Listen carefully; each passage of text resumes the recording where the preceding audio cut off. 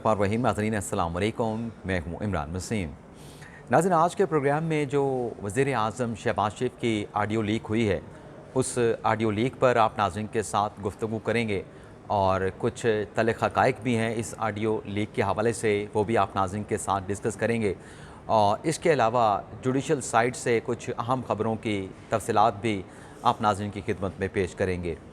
तो पहली ख़बर से गुफ्तगू का आगाज़ करते हैं। आपको मालूम है कि कल लाहौर की स्पेशल सेंट्रल कोर्ट ने हमज़ा शहबाज शरीफ और उनके वालिद वज़ीर आज़म शहबाज शरीफ को 16 अरब की मनी लॉन्ड्रिंग के केस में बरी करने का फ़ैसला सुनाया था। तो कल लाहौर की अदालत से हमज़ा शहबाज शरीफ की बरियत का फ़ैसला आया। तो आज सुप्रीम कोर्ट के 3 रुकनी बेंच, जिसकी सरबराही जस्टिस इजाज़ुल एहसन कर रहे थे, इस बेंच की जानिब से हमज़ा शहबाज शरीफ को तलबी का नोटिस जो है वो अखबार में जारी करने का हुक्म दिया गया है। तो सबसे पहले ये क्या मामला था कि एक दिन रोज़ पहले जो है वो हमज़ा शहबाज शरीफ की बरीत होती है और दूसरे रोज़ जो है वो सुप्रीम कोर्ट की जानिब से शहबाज शरीफ को अदालत में तलब करने के लिए अखबारात में इश्तिहार देने का हुक्म दिया जाता है। तो ये क्या मामला है, इसकी डिटेल जो है वो आपके साथ हम शेयर करते हैं। नाज़रीन, हमज़ा शहबाज शरीफ के ख़िलाफ़ जो नैब में मुख्तलिफ़ केसेस थे, एक आमदन से ज़ायद असासाजात का मुकदमा था और उसके अलावा रमज़ान शुगर मिल का केस था जो नैब में चल रहा था। इन दोनों केसेस में ज़मानत के लिए जो है वो लाहौर हाई कोर्ट से हमज़ा शहबाज शरीफ ने रजू किया था, क्योंकि उनके वारंट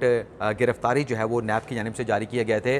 तो उन केसेस की समाअत करते हुए, उन ज़मानतों की दरख्वास्तों पर समाअत करते हुए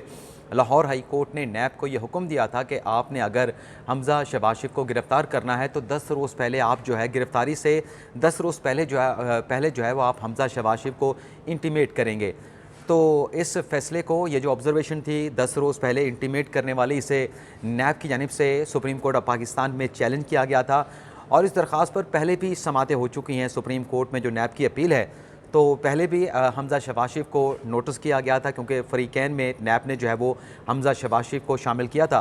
तो आज अदालत में बताया गया कि बार बार के नोटिस के बावजूद जो तलबी के नोटिस हैं उनकी तामील नहीं हो पा रही। तो आज अदालत ने हमज़ा शहबाज शरीफ का जो नोटिस है उसकी तामील के लिए रोज़नामा जंग और रोज़नामा नेशन जो है, जो अंग्रेज़ी अखबार है, उसमें नोटिस जारी करने का जो है वो हुक्म सुना दिया है। जस्टिस इजाज़ुल एहसन की सरबराही में 3 रुकनी बेंच ने समाअत की और नैब के डिप्टी प्रोसिक्यूटर की जानिब से अदालत को ये बताया गया कि गार्ड ने नोटिस तो वसूल किया है, लेकिन फ़िलहाल अदालत में कोई प्रेजेंस जो है वो पेश नहीं की जा रही हमज़ा शहबाज शरीफ की जानिब से। तो ये मुख्तसर हुक्म, यानी हमज़ा शहबाज शरीफ अपनी हाज़िरी को अदालत में यकीनी बनाया। इसमें कोई गिरफ़्तारी का मामला नहीं है, सिर्फ अदालत ने इस ऑब्ज़र्वेशन को ही देखना है कि आया कि ऐसी ऑब्ज़र्वेशन जो है वो लाहौर हाई कोर्ट दे सकता है। कानून में, कॉन्स्टिट्यूशन में इस बात की इजाज़त मौजूद है कि किसी एक्यूज़ को अगर गिरफ़्तार करना है तो क्या उसे गिरफ़्तारी से पहले इंटीमेट जो है वो करने की प्रोविज़न किसी कानून में मौजूद है। तो इस नुक्ते की हद तक जो है अदालत ने हमज़ा शहबाज शरीफ की तलबी का जो नोटिस है उसे 2 अखबारात में, लाहौर के 2 अखबारात में जो है वो जारी करने का हुक्म दिया है।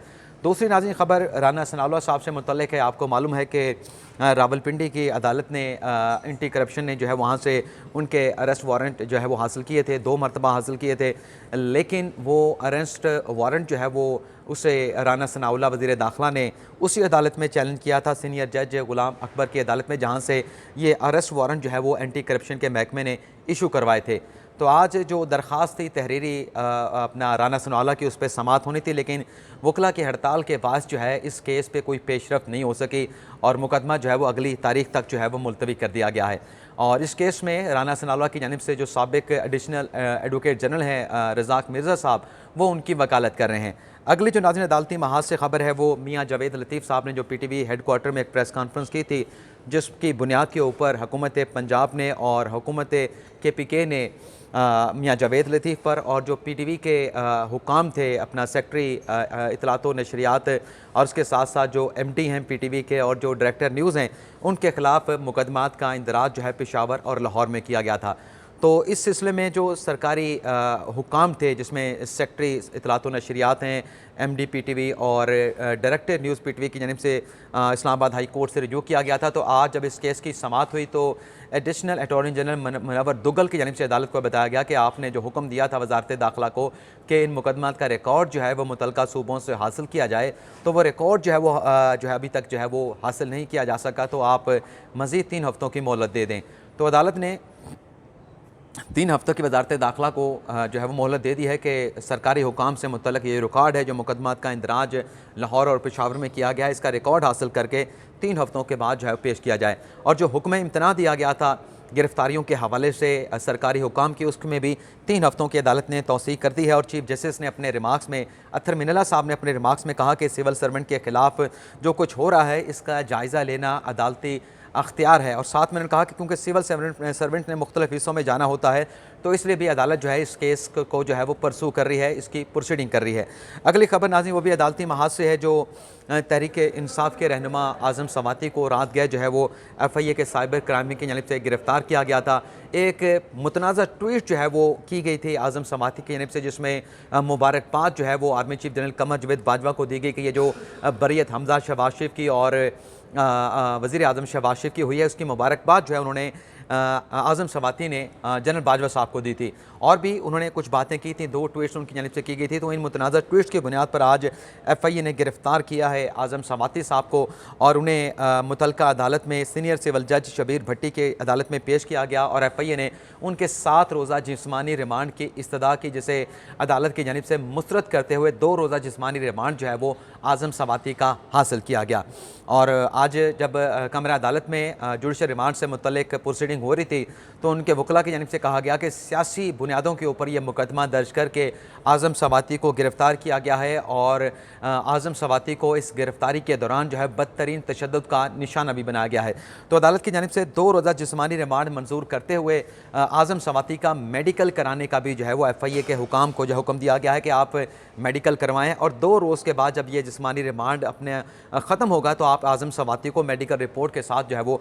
अदालत में पेश करेंगे। इसके बाद जब अदालती कार्रवाई का अख्ताम हुआ तो आज़म सवाती की मीडिया के साथ इंटरेक्शन हुई, जिसमें आज़म सवाती का ये कहना था कि मैंने आइन और कानून की कोई खिलाफ वर्जी नहीं की, सिर्फ एक ट्वीट किया था और वो किससे मुतल्लिक था वो आप नाज़रीन को मालूम है। और फिर आज़म सवाती ने कहा कि मेरे कपड़े भी उतारे गए, यानी वो कह रहे थे कि कपड़े उतारे गए पार्लियामेंटेरियन के, यानी जो शहबाज गिल का इल्ज़ाम था कि मुझे नंगा किया गया, मुझे बरहना किया गया और बरहना करके मुझ पर तशद्दुद किया गया, तो उसी किस्म के इल्ज़ामात का तस्करा जो है वो आज़म सवाती मीडिया के सामने कर रहे थे। अब इसमें जो तल्ख़ हकीकत है जो आपके साथ हमने डिस्कस करनी है, अब ये तो फैसला अदालती फोरम पे होना है कि ये जो गिरफ्तारी साइबर क्राइम विंग ने आज़म सवाती की है इसका कोई कॉन्स्टिट्यूशनल या लीगल जवाब मौजूद है, और क्या साइबर क्राइम विंग ने किसकी कंप्लेंट के ऊपर, क्या जो डायरेक्टली जो नेचुरल पार्टी है, अफेक्टेड नेचुरल पार्टी है, उसकी दरख्वास्त के ऊपर यह कार्रवाई का आगाज़ हुआ है। ये तो लीगल फोरम के ऊपर इस मामले का जायज़ा लिया जाएगा। लेकिन सवाल ये पैदा होता है कि जिस किस्म का स्टेटमेंट जो है वो आज़म सवाती ने दिया है,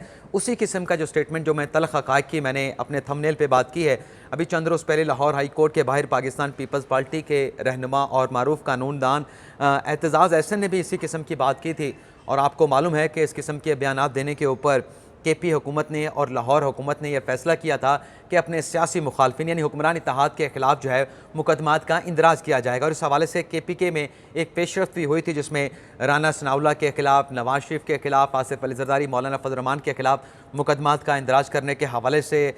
मजिस्ट्रेट को जो है मुतलका मजिस्ट्रेट को जो अख्तियार दिया गया था। लेकिन सवाल ये पैदा होता है कि अगर इस किस्म की कार्रवाई सूबाई हुकूमतें करना चाहती थी तो एतज़ाज़ अहसन का जो बयान है, जो कि मिलता जुलता है आज़म सवाती के स्टेटमेंट के साथ, उस पर पंजाब हुकूमत ने अब तक क्या पेशरफ्त की है, क्या वो भी इस मामले का जायज़ा ले रहे हैं, नहीं ले रहे? क्या पंजाब में भी एतज़ाज़ अहसन को गिरफ़्तार किया जाएगा, या फिर एतज़ाज़ अहसन का ताल्लुक़ पाकिस्तान पीपल्स पार्टी से है और लाइक कम्युनिटी से है, उनके खिलाफ यहाँ कोई एक्शन जो है वो नहीं लिया जाएगा? तो सवाल ये उठेगा कि क्या पाकिस्तान में कानून का मसावी इतलाक़ होता है, नहीं होता? एक जानिब जो है वो गिरफ़्तारी आज़म सवाती की हो जाती है, वो ट्वीट करते हैं, लेकिन एतज़ाज़ अहसन साहब का जो है वो एक बयान था। लेकिन बयानात के ऊपर अगर पंजाब और KPK में मुकदमात का इंदराज हो सकता है तो फिर पंजाब में एहसन इकबाल के खिलाफ कोई कार्रवाई अमल में क्यों नहीं लाई गई? और यहाँ पे एक आपको तल्ख़ हकीकत ये भी बता दें कि एतज़ाज़ अहसन का जो स्टेटमेंट है उसे जो पंजाब में हुकूमत है पाकिस्तान तहरीक इंसाफ के, जो पाकिस्तान तहरीक इंसाफ के रहनुमा हैं, उनकी जानिब से सराहा जा रहा है। यानी एक तरफ कहते हैं कि दारों के खिलाफ उकसाने के बयानात नहीं होने चाहिए, लेकिन दूसरी तरफ जो है वो दोहरा म्यार भी जो है वो नज़र आता है। अब आ जाते हैं जो वज़ीर आज़म शहबाज शरीफ की एक ऑडियो लीक हुई है, वो सबसे पहले आपको जो है उसका जो मतन है, वीडियो आप सोशल मीडिया पे सुन चुके होंगे, उस पर मैं अपना इनपुट भी आप नाज़रीन के सामने रखूँगा। लेकिन वो ऑडियो है क्या, उस पर सबसे पहले मैं आप नाज़रीन के साथ जो उस ऑडियो के मंदरजात हैं वो मैं आपके सामने रखूँगा। ये नाज़रीन ऑडियो है, इसमें मुबैना तौर पे नामालूम शख्स जो है वज़ीर-ए-आज़म से कहता है कि अयाज सादिक साहब कह रहे हैं कि पीपल्स पार्टी वाले एसएपीएम से अपना हिस्सा मांग रहे हैं। यानी जो वज़ीर-ए-आज़म के मामले ख़ुसूसी होते हैं उसका उसमें कोटा जो है पाकिस्तान पीपल्स पार्टी मांग रही है। अब ये नामालूम शख्स कौन, इस हवाले से कुछ कहा तो नहीं जा सकता, लेकिन दूसरी जानिब जो है वो वज़ीर-ए-आज़म शहबाज शरीफ हैं। यानी जो मुबैना तौर पर ऑडियो लीक हुए उसमें आप ये सुन सकते हैं। और आगे वो कहता है कि पीपल्स पार्टी वाले एसएपीएम से भी शेयरिंग मांग रहे हैं, जिस पर शहबाज शरीफ कहते हैं कि हाँ बिल्कुल, बिलावल ने भी बात की थी। यानी उसी बात को शहबाज शरीफ इंडोर्स कर रहे हैं। जिसके बाद नामालूम शख्स कहता है कि ये फिर आप देख लें, फिर हमने ज़फ़र महमूद को भी लगाना है और जहाँज़ेब साहब को भी लगाना है। मैं फिर आपको एक फ़ाइनल नंबर बता दूंगा। जिस पर शहबाज शरीफ बोलते हैं कि वो डॉक्टर्स से भी शेयर कर लेना, पीपल्स पार्टी ही नहीं बाकी भी शेयर कर लें, यानी सिर्फ पीपल्स पार्टी नहीं बाकी भी शेयर कर लें। और आगे चल के वो फिर नामालूम शख्स दोबारा ये कहता है वज़ीर-ए-आज़म से कि वो फिर अगर हम पीपल्स पार्टी को एसपीएम से शेयर देंगे, कोटा देंगे, तो फिर जेयूआई और एमक्यूएम भी अभी भी जो है मांगेगी, यानी वो भी अपना मामले ख़ुसूसी के हवाले से कोटा मांगेगी। और फिर नामालूम शख्स कहता है कि एमक्यूएम के एक बंदे का नाम मलिक अहमद अली बता रहा है ये सारा डील कराने में उसका बड़ा अहम क्रिटिकल रोल था। यानी जो एमक्यूएम के साथ डील हुई थी उस शख्स ने बड़ा अहम जो है वो किरदार अदा किया था। मुबैना ऑडियो में शहबाज शरीफ सवाल करते हैं कि कौन, जिस पर जवाब वो शख्स नामालूम शख्स जवाब देता है कि ये सर कराची का बंदा है। तो ये ऑडियो है, इसमें वज़ीर-ए-आज़म के मामले ख़ुसूसी से मुतल्लिक़ कोटे की बात की जा रही है। तो कोटे वाली बात पे तो मैं बाद में आऊँगा, लेकिन ये होता है जब आप इत्तेहादी हुकूमत बनाते हैं, आपके साथ एक से ज़्यादा सियासी जमातें होती हैं, तो आपको कोटे देने पड़ते हैं, मजबूरी में देने पड़ते हैं। लेकिन क्या ये मजबूरी बाइंडिंग है? ऐसी होनी चाहिए। तो माजी में इमरान खान साहब ने जब काफ लीग को अपने साथ मिलाया था तो मरकज़ में उन्हें 2 वजारतें देने का कहा गया था। एक चीमा साहब की वजारत उन्हें दी गई, तारिक बशीर चीमा को वज़ीर बनाया गया था, लेकिन दूसरी वजारत जो है वो कहा गया था कि मोनिस इलाही साहब को बनाए। लेकिन इमरान खान साहब उस वक्त, आजकल तो काफ लीग के साथ बड़े अच्छे मरासम हैं पाकिस्तान तहरीक इंसाफ के, लेकिन इमरान खान साहब का उस वक्त मौक़िफ़ ये था कि मोनिस इलाही के ऊपर करप्शन के केसेस हैं, करप्शन के जो है वो मुबीना तौर पर उन पर चार्जेस हैं। तो काफ लीग जो है मोनिस इलाही के अलावा किसी और बंदे का अगर नाम देते हैं तो उन्हें जो है वो वफाकी वज़ीर जो है बनाया जा सकता है। तो इस पर फिर वो जो है वो कुछ इख्तलाफात चलते रहे और फिर उसके बाद फिर हमने देखा कि अल्टीमेटली खान साहब को, यानी से मोनिस इलाही को जो है वो वफाकी वज़ीर का जो है वो बना दिया गया था। लेकिन असल जो बात है वो ये है कि क्या इन हालात में जब पाकिस्तान को माशी मुश्किलात का सामना है, माशी मसाइल का सामना है, तो इतनी बड़ी काबीना जो पहले वज़ीर-ए-आज़म शहबाज शरीफ बना चुके हैं, 70 से ज़्यादा काबीना के अरकान की तादाद हो चुकी है, तो क्या बेहतर नहीं रहेगा कि ऐसे माशी हालात में आप अगर काबीना को बढ़ाते जाएंगे, उसका जो हुजूम है उसमें इजाफा करते जाएंगे, तो बोझ किसने बर्दाश्त करना है? तो पाकिस्तान के अवाम ने इसका बोझ बर्दाश्त करना है। तो आवाम को अगर आप रिलीफ देने के लिए आए थे तो आपको कफ़ायत शारी का भी जो है वो मुज़ाहरा करना पड़ेगा और अपनी जो काबीना है वो वज़ीर-ए-आज़म शहबाज शरीफ को मुख्तसर रखनी चाहिए। ये नहीं होनी चाहिए कि अब क्योंकि हुकूमत आ गई है तो फ़लाँ को भी बना दें, फ़लाँ को भी बना दें, फ़लाँ को इतना कोटा दे दें, फ़लाँ इतना कोटा मांग रहे हैं, तो ये बातें नहीं होनी चाहिए। ये बिल्कुल जो है मैं